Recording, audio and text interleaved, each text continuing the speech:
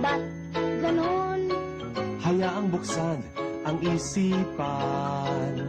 Sa science o agham, tayo na sa siniskwela. Tuklasin natin ang siyensya. Buksan ang pag-iisip. Tayo'y likas na scientist. Tayo na sa siniskwela. Tuklasin natin ang siyensya. Kinabukasan ng ating bayan, siguradong makakamtan.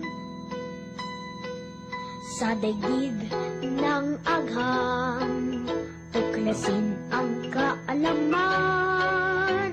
Halina't lumipad sa daigdig ng isipan.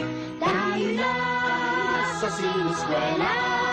Tuklasin natin ang siyensya.